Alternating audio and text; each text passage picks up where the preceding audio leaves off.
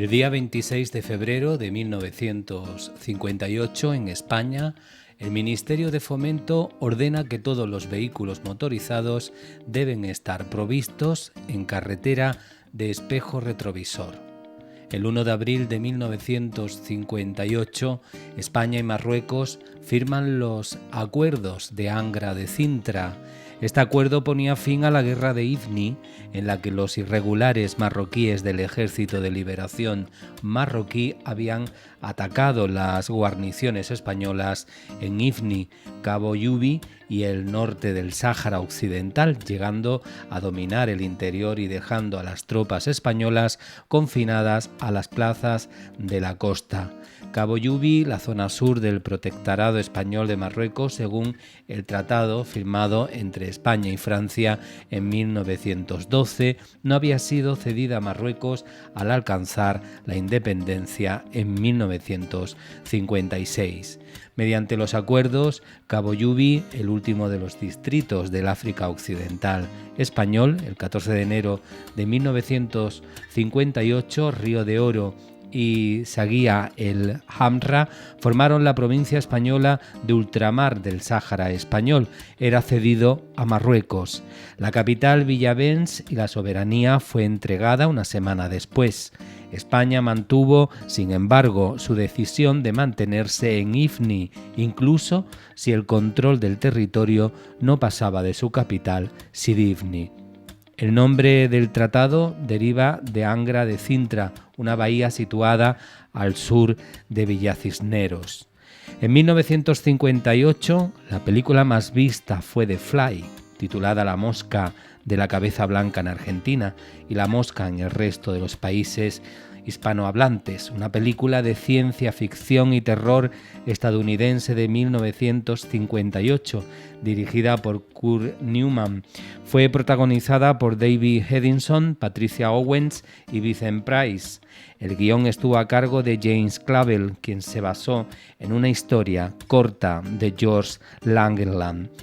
En este año de 1958, un 12 de enero, nace nuestro protagonista, Antonio Pérez Girón, cronista oficial de la ciudad de San Roque. Bueno, pues hablar con Antonio Pérez Girón, con nuestro personaje, es tirar horas y horas y horas, pero de cualquier cosa, porque es como un ratoncito de biblioteca, no sabe de todo y la verdad es que bueno, siempre despierta curiosidad, ¿no? Antonio, tú naces en San Roque, sanroqueño de nacimiento.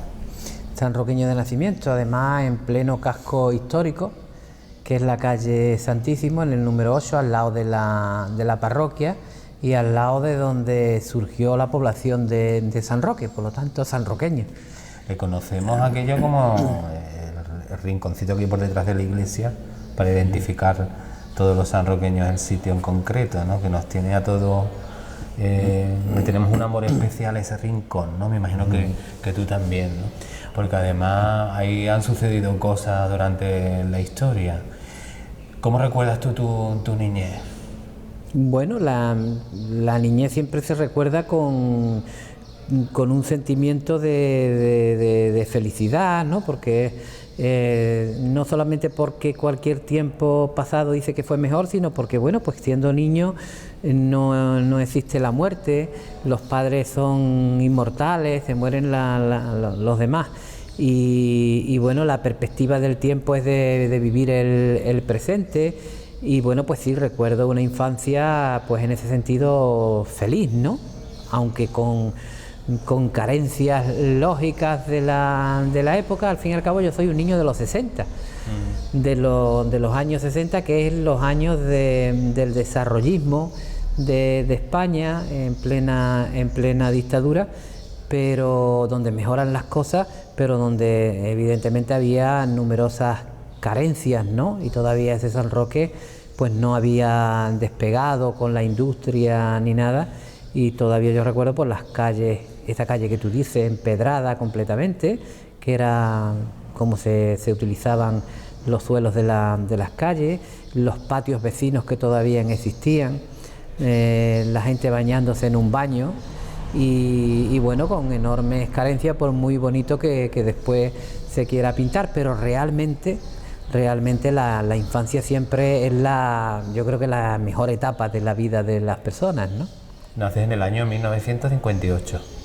Efectivamente, en el año 58, por eso digo que soy un niño de los 60, claro. No soy un niño hay dos generaciones anteriores que son muy, muy importantes, que son la generación de los niños de la guerra y la generación de los 50, que es una generación donde se va formando ya una gente que esté dispuesta a responder al régimen político que entonces existía. Yo soy de la generación de los 60, que es la generación de mayo del 68, de la revuelta estudiantil, de la primavera de Praga, de cuando el Che Guevara hace actos de presencia y es un icono revolucionario, ¿no?, para los jóvenes, y por lo tanto pues ya me influye una época más moderna. Esa es la verdad, ¿no? Un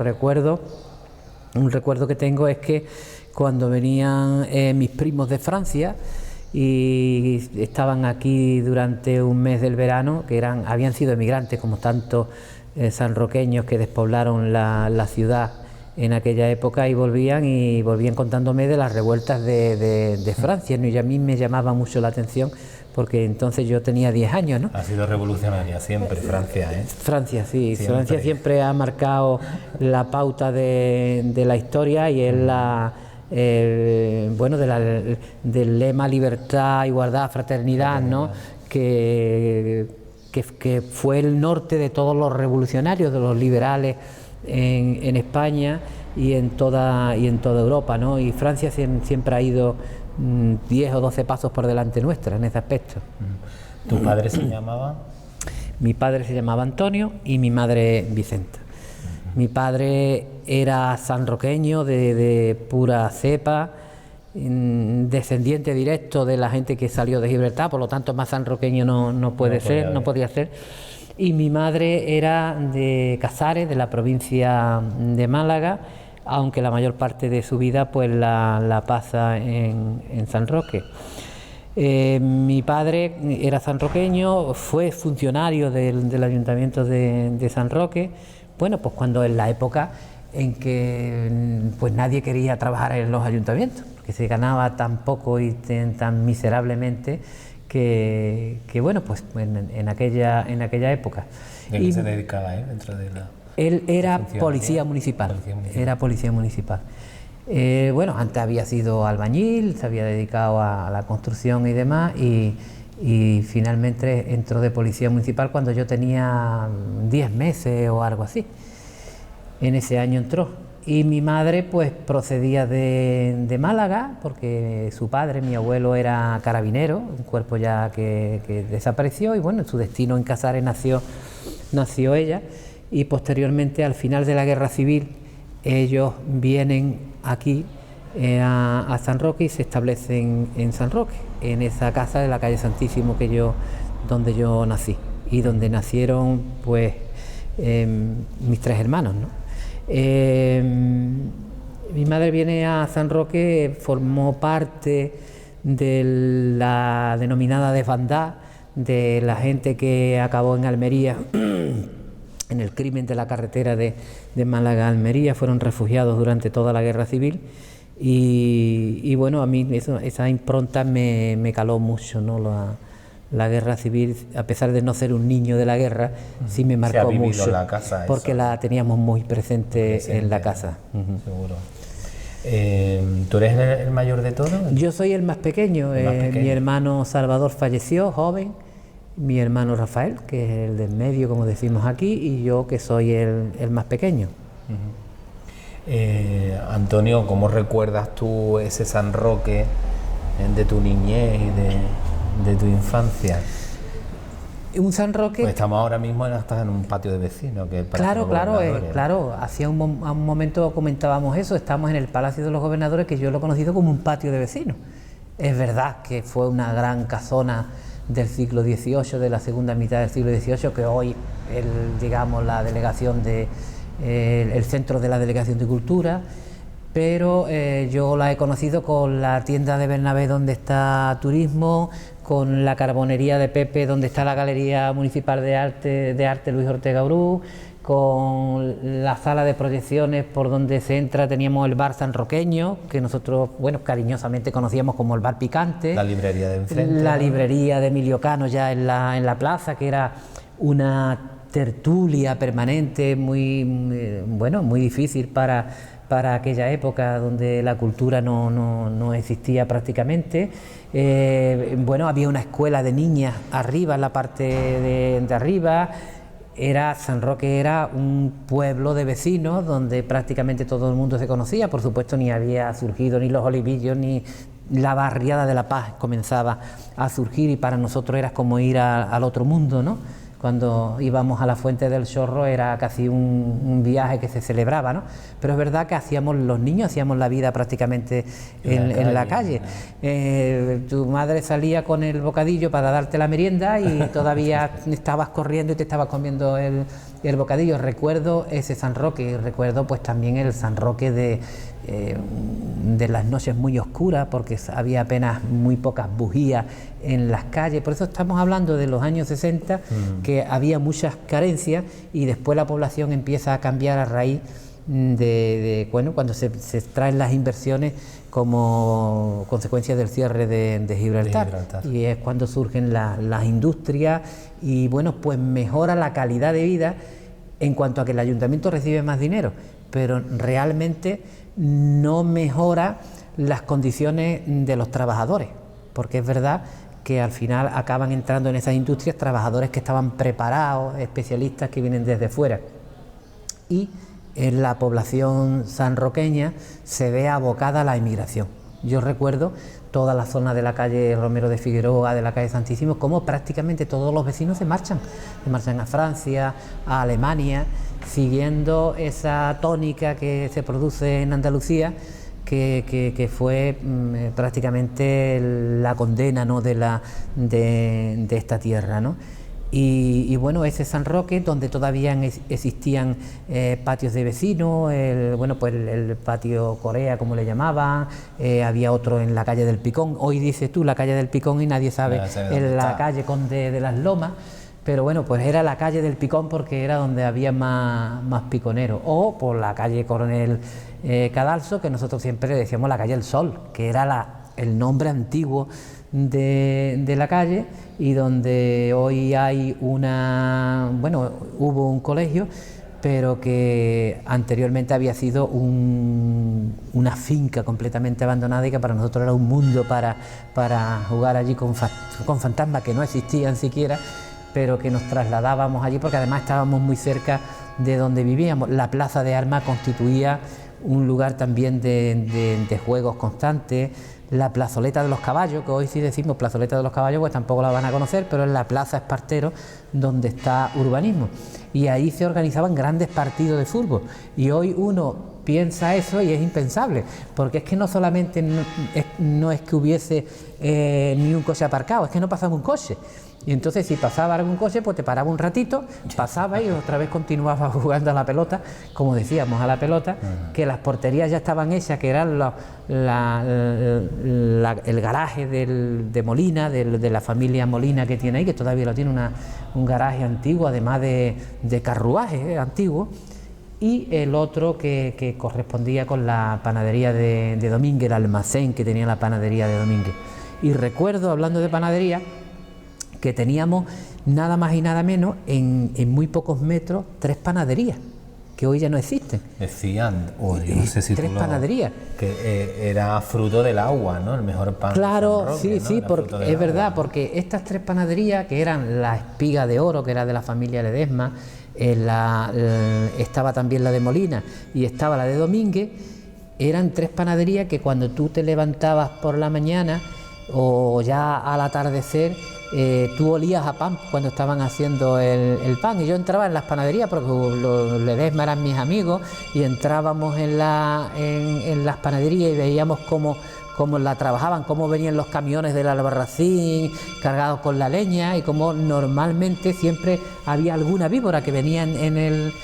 siempre nos decían nuestros padres, cuidado, que más de una vez se mató una víbora, mataron los trabajadores una víbora allí. Y bueno, pues recuerdo, por ejemplo, las campanadas de la iglesia. Eso he vivido contigo.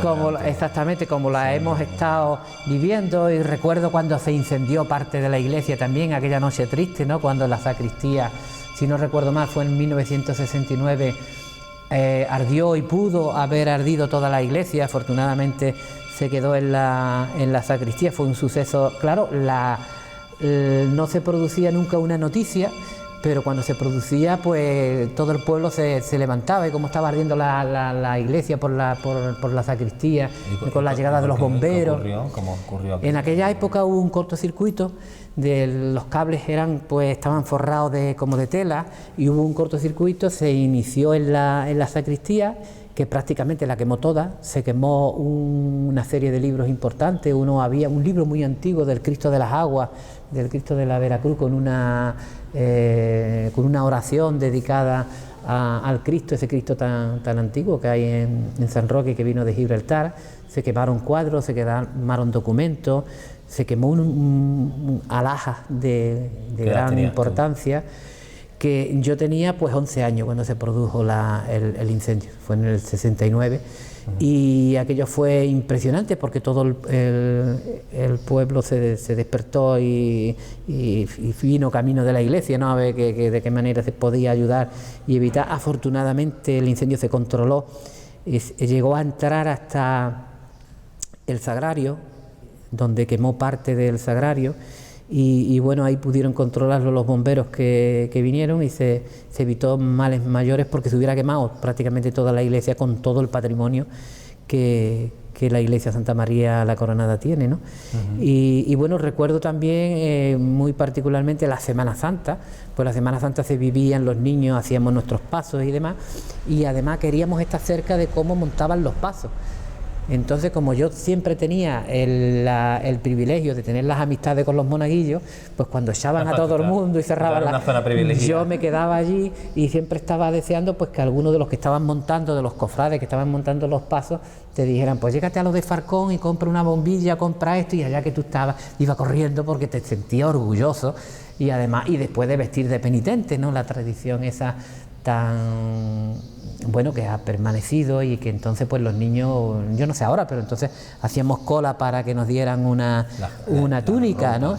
La ropa para poder participar. Antonio, y hoy ya es diferente, pero entonces se vivía pues como algo muy muy muy extraordinario, ¿no? Que desde por la mañana ya había gente de fuera, y había un trasiego por las calles de gente que venían a las procesiones, porque entre otras cosas que no salían procesiones en ningún sitio de la comarca, muy esporádicamente salían algunas, pero ninguna con la relevancia que siempre tuvo San Roque, bueno, y que ha continuado, ¿no?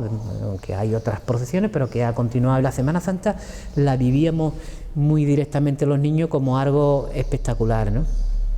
Y por la noche de San Juan recuerdo que en la Plaza de las Viudas, que entonces se llamaba del coronel Moscardó, que tenía un nombre de un militar de la Guerra Civil, pues hacía una hoguera que además la permitía el ayuntamiento. Ahí vivían ellos, pueden hablar perfectamente de la familia Alcaide, la familia de los granaínos. Ellos hacían una hoguera en plena plaza, que además era muy concurrida, ¿no?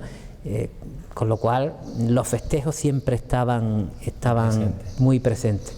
Pero después estaba también esa parte que los niños no acertábamos a comprender, porque como decíamos éramos felices, pero de gente que vivía bastante mal, que el ayuntamiento tenía que hacer una campaña por radio que se llamaba Radio Campaña de Navidad para construir viviendas, ¿no? Y ayudar a alguien. Por lo tanto era un San Roque de muchos contrastes, ¿no?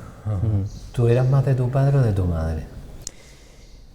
Yo creo que los hijos al final, cuando nos hacemos mayores, acabamos pareciéndonos a nuestros padres, a nuestras madres, incluso diciéndole a nuestros hijos lo que nos molestaba que nos dijeran, ¿no? Y al final es casi una repetición. Yo creo que tengo parte de ambos, ¿no? No era más de uno que de otro, porque además ellos eran unas personas que yo admiraba, ¿no? A la parte que los quería, los admiraba, porque mi madre mantenía la reverdía, me trasladó la reverdía de una persona que siendo niña había sufrido mucho durante la guerra civil, donde había perdido un hermano mayor, donde habían perdido la casa, donde toda su vida había sido refugiada. Mi madre era en ese aspecto muy reverde y muy sufridora. Sí, muy sufridora y muy inconformista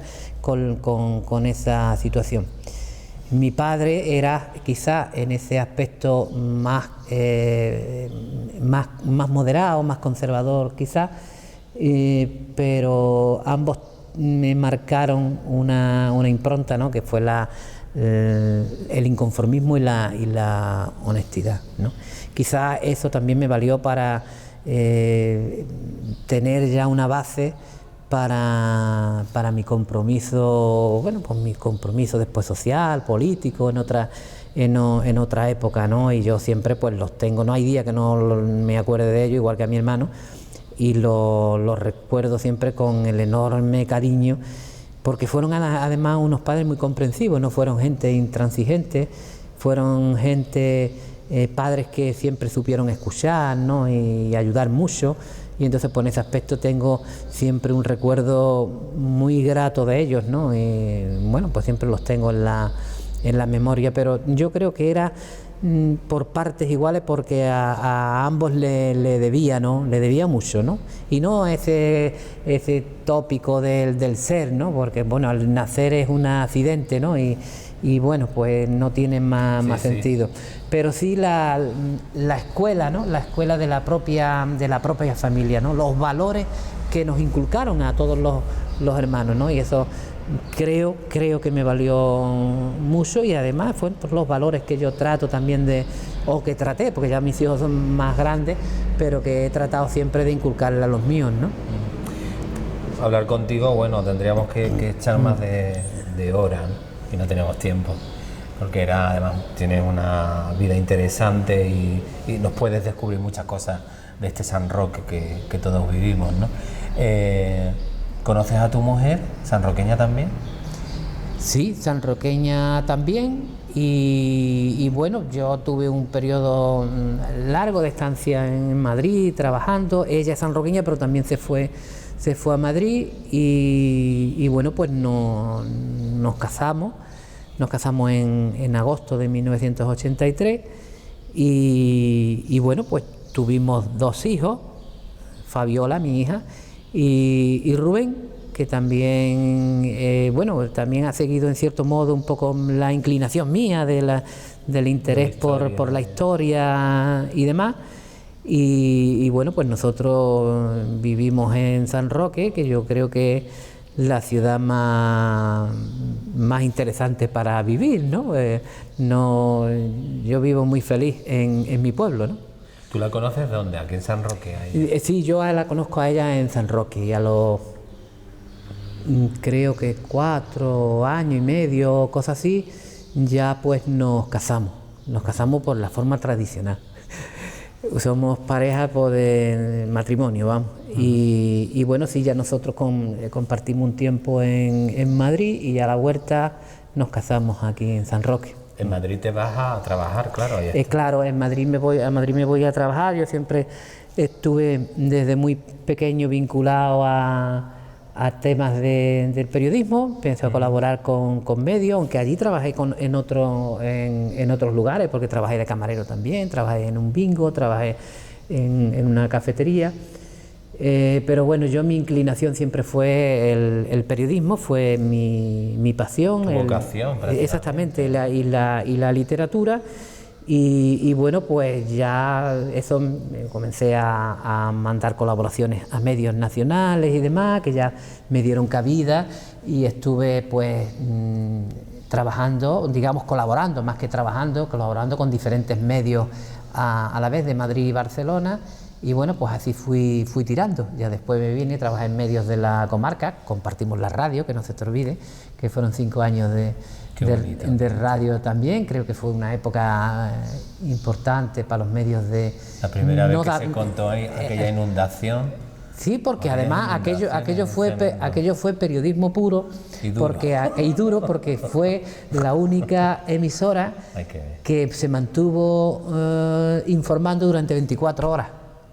Y además, bueno, yo es que eso me apasiona contarlo, porque como periodista me apasiona que estuvimos cubriendo prácticamente todo el municipio y que la comarca se informó de lo que estaba ocurriendo a través de Radio Alameda, porque el resto de emisoras no podían emitir y nosotros estábamos pues transmitiendo en directo. Teníamos a un compañero que nos decía, sí, pues el pantano está bajando. Teníamos a Jesulete convertido en corresponsal accidental en Guadarranque, que nos decía, pues yo que entiendo de marea, para tal hora, esto es Jesulete, que ya desapareció, el que fue alcalde de Guadarranque. Teníamos a Agustín, que estaba en la barriada de La Paz y estaba incomunicado. Exactamente, y Morata estaba incomunicado, pero con sus teléfonos estaba informando a Agustín desde la barriada de La Paz, Paco Delgado por otro sitio, tú por otro. O sea, estuvimos 24 horas, que yo creo que hizo historia en la comarca, periodismo, historia del periodismo en la comarca, y por eso te digo que también vivimos esa época con mucho interés, ¿no? O por anécdota y cerramos, aquella Semana Santa que nos llovió. Y aquella Semana Santa que nos llovió, que nos tocó transmitir a ti y a mí, que creo que fue me parece que fue desde el Barti, que todavía no estaba habilitado como como local, o él nos facilitó exactamente como vivienda, y él nos facilitó de allí, que creo que fue también... El colapso que se formó. Fue tremendo, y bueno, pues también estuvimos haciendo periodismo al pie del cañón de una celebración importante, que además estaba seguida por muchísima gente de la comarca, y que tuvieron oportunidad de verla. Pues sí, hemos vivido muchas cosas en la radio que es tan bonita. Yo siempre he sido, me he dedicado a la prensa escrita, salvo esa época. Ahora sí, en la radio pues colaboro en algunos medios, la Cadena SER, en Canal Sur también. Pero bueno, siempre he tenido el medio escrito, pero la radio es apasionante. A mí me gusta más que la televisión incluso. Radio apasionado. Sí, la radio es... parecía que iba a morir con la televisión, pero se reafirmó. Y la prontitud que tiene, exactamente, la se reafirmó. Que tiene. La radio no la tiene la tele. No la tiene la tele, efectivamente. Por mucho que las imágenes impresionen. Antonio, de ahí a cronista. Bueno, sí, hay que aclarar que yo ya entré en el ayuntamiento, pero no tiene nada que ver con lo de cronista. Yo era funcionario del ayuntamiento. Exactamente, cuando salieron las plazas, entré de policía, donde estuve, si recuerdo, 11 años por ahí. Después, cuando se hizo la radio, pues ya nos requirieron a las personas que estábamos trabajando también. Relacionado con el periodismo. Exactamente, nos requirieron, unos de un lado, otros de otro. Casao, que estaba en alcaldía, Paco Delgado, que estaba también en otro departamento. Bueno, y los que estabais, que llevabais años haciendo radio. Yo venía de Cádiz. De Cádiz, exactamente, tú venías de Cádiz. Y bueno, pues de una serie de compañeros que nos dimos citas ahí, que no los vamos a mencionar, pues nos vamos a dejar mucho en el tintero, y tantos colaboradores como hemos tenido. Y bueno, por citar a dos, tendríamos que citar a Agustín porque no está, ¿no? Y bueno, a Morata, ¿no? También porque ya desaparecieron, ¿no? Pero ahí estuve, en la radio estuvimos, me parece que fueron 5 años, de trabajo, de ilusión, y después cuando se creó también el periódico Europa Sur, comencé a trabajar desde los números 0, los números que no salen, que es para ajustar el mecanismo de funcionamiento, y estuve ya como corresponsal aquí hasta el año, me parece que 2000 o 2001, después como corresponsal cultural nada más. Y bueno, pues finalmente estuve muy brevemente creo que 2 o 3 meses trabajando también en la alcaldía cuando me aparté de la radio, y ya pues cuando se puso en marcha la Fundación Municipal de Cultura me propusieron que me viniese a Cultura y me vine. Y bueno, en el año 2000 fue cuando ya se me nombra cronista oficial. Pero ya es un puesto honorífico, y bueno, pues consideraron que yo ya hasta ese año había ya escrito y montones de artículos sobre temas históricos, ya había escrito libros también sobre la historia local, que bueno, se había hecho algo a través de Adolfo Muñoz, a través de algunos otros, el padre Cardela, pero hermano de Adolfo. Exactamente, pero había una laguna muy grande, no se investigaba, y entonces pues la corporación ya pues me eligieron para cronista oficial desde el año 2000. Sí, es periodismo de investigación, ¿no? En cierto modo sí, porque no deja de ser, yo cuando hago un libro sobre historia trato de que sea divulgativo. Documentado. Exactamente, y divulgativo porque igual que el periodismo, para que una noticia sea entendible por una persona que tiene una cultura, atractivo, claro, exactamente, el que sea leíble para una persona con una cultura media, baja, como se pueda considerar, y alguien que tenga una cultura alta, porque así es el periodismo. Pues yo cuando hago un libro trato de que llegue y no deja de ser una investigación, como tú bien dices, porque cualquier tema que se saque por citar de los últimos libros, que hice con mi hijo Rubén, el andalucismo en el campo de Gibraltar, por ejemplo, es una investigación. Sí, al fin y al cabo es una investigación con datos, exactamente, entrevistas de todavía gente o los de la guerra civil, los libros de la guerra civil, pues imagínate que prácticamente hay una más, yo creo, entre más, ¿no? Sí, entre libros de ensayo, libros de novelas, que tengo 2, libros de poesía, pues yo creo que son más de 50 libros ya. 50 libros. Sí, entre los de historia, unos y otros, los que hemos hecho en colaboración con otros autores y eso, ya superan los 50 libros. Algunos desgraciadamente descatalogados, Antonio. Claro, a veces yo vienen... estoy incluso buscando algunos, pero no... Sí, es verdad, sí, y hay gente que vienen, que preguntan. El mes de agosto es un mes muy sanroqueño, como tú sabes, por las ferias, y vienen muchos de esos emigrantes, los hijos de aquellos emigrantes que se marcharon, y algunos ya pues le tiene uno cariño, porque vienen todos los años a buscarme.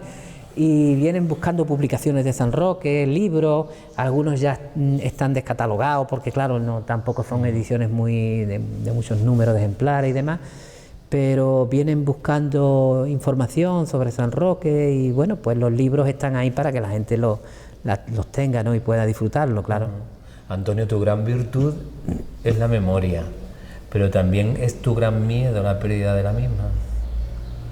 Hombre, la memoria la va perdiendo uno poco a poco, la memoria, digamos, intelectual, ¿no? El retener, ¿no? Sí, porque es verdad, la memoria no es tanto ya la memoria como que tú seas capaz de generar investigación, de que tú puedas facilitar información, por ejemplo, para ahora que se va a celebrar el 2 de mayo, que ha habido que dar información a los que organizan eso y demás.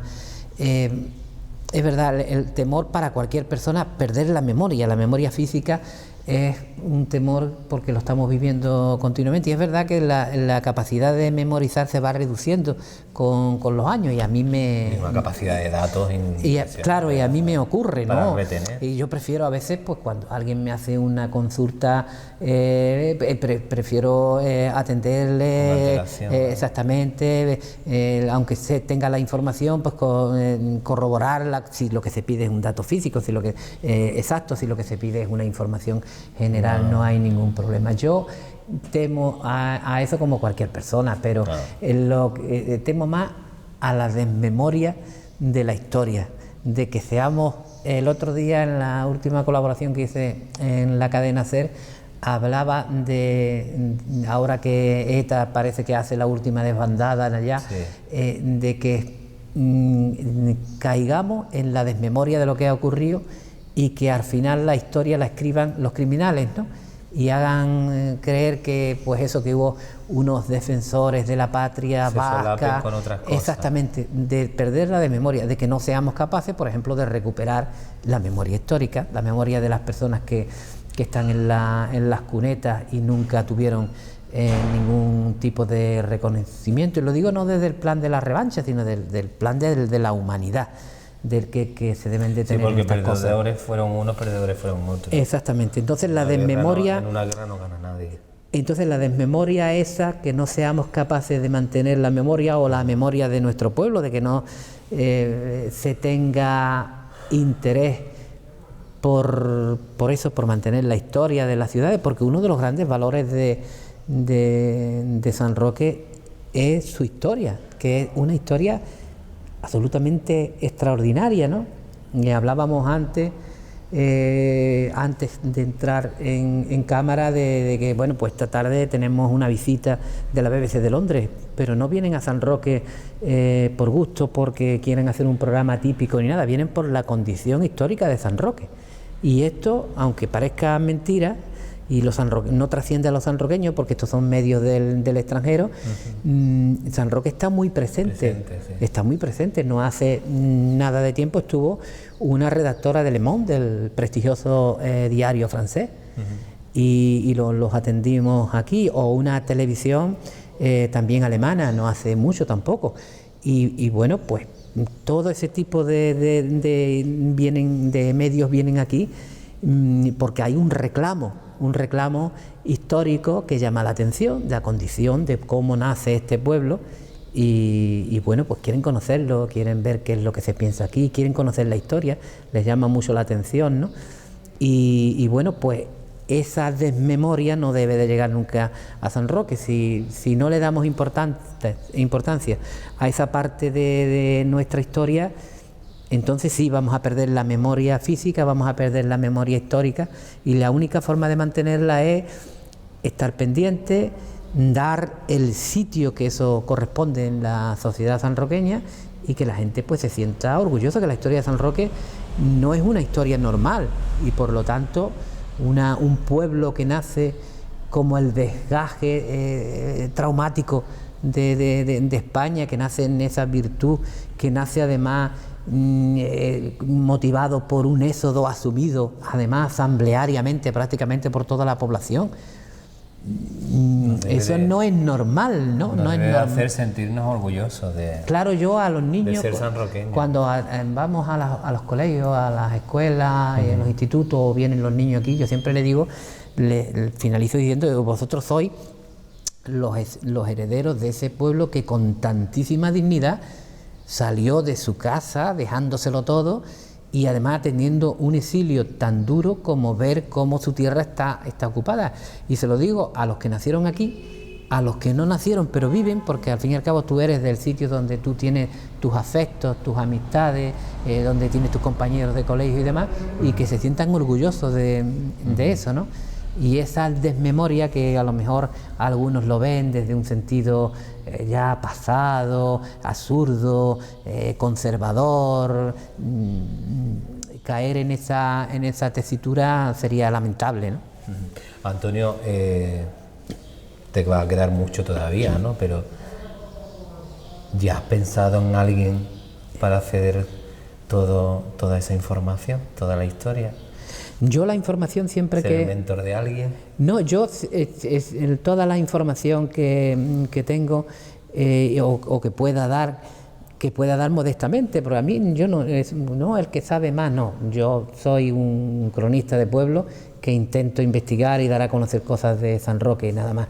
Pero yo todo lo pongo a disposición de los demás, bien sea mediante publicaciones, ayudando. Ahora, por ejemplo, hay un chico que está haciendo un trabajo de fin de carrera y lo va a basar en el campo de Gibraltar, intentando ayudar, pues creando o dando la idea para que se creara la Biblioteca San Roque y Gibraltar, que es mi empeño personal de que esté ahí, que sea la única, porque sería la única biblioteca especializada de San Roque, de España, en esa materia, creando la Hemeroteca Histórica Francisco María Tubino también, donde hemos conseguido guardar todo lo que había disperso de prensa histórica sanroqueña, y bueno, propuse que se le diera el nombre de ese ilustre sanroqueño. O sea, todo eso. Ahora, ya si me preguntas por quién pueda ser cronista en otro momento dado, ya eso a mí no me corresponde.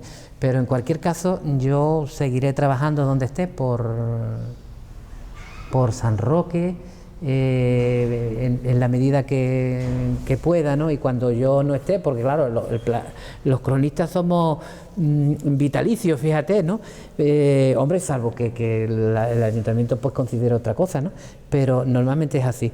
Pues cuando yo no esté, pues me imagino que habrá otra persona que lo hará tan bien o mejor que yo, ¿no? Que la cuide, ¿no? Por supuesto, esa es la única, porque al final el cronista, que era el que escribía la crónica de la ciudad, cuando no había medios, periódicos, ni televisiones, ni nada, pero la crónica de la ciudad la estáis escribiendo vosotros todos los días, y eso va a quedar ahí. Entonces, aunque existe esa figura que las poblaciones consoleras, por así decirlo, la tienen, como la tienen todas las grandes capitales, y desgraciadamente no todos los pueblos, pero las poblaciones consoleras que quieren recuperar su historia y mantenerla, la tienen, y San Roque tradicionalmente siempre la tuvo y no debe de perder esa tradición. Pues esa figura, que no deja de ser una figura honorífica, se transforma en un activista cultural, al fin y al cabo, en un generador de actividades culturales en torno a la historia de San Roque, ya sea mediante publicaciones, exposiciones, ayudando a gente. Esa es la labor, porque la labor de la escritura, aunque la dejamos constancia en la crónica, pero realmente hoy entras en internet y ves información de San Roque, de todo que pasó, que el accidente, pero tal. Aún así hay que contrastar. Y sí, por ¿verdad? Supuesto, sí, no, la información hay que contrastarla, porque hoy en día cualquiera se ha convertido en periodista. Ajá. Y ahora entra alguien en Facebook y te dice, pues fulanito ha hecho esto o el otro, te está quemando el pinar, y son informaciones que puede ser una información en un momento dado, pero que no está contrastada, que es la gran diferencia, que la trate a una persona normal, a que la trate un profesional de la información, claro, y eso es muy peligroso también. Antonio, muchísimas gracias, de verdad, por compartir este ratito con nosotros. Y bueno, yo siempre orgulloso de ser tu amigo. Hombre, por supuesto, hay un sentimiento que compartimos desde hace ya mucho tiempo. Muchas gracias. Gracias a vosotros. En la crónica confluyen tres disciplinas: la periodística, la histórica y la literaria, y tiene como objetivo principal satisfacer la necesidad de comunicar, así como también lograr que el lector sienta la misma experiencia del autor. Para que una crónica produzca curiosidad o conmoción, es necesario enganchar al lector desde el primer párrafo. Antonio tiene esa magia que nos atrae y que permite tocar todos los temas. Siempre será un placer prestar el oído a lo que nos cuenta. Hasta el próximo programa.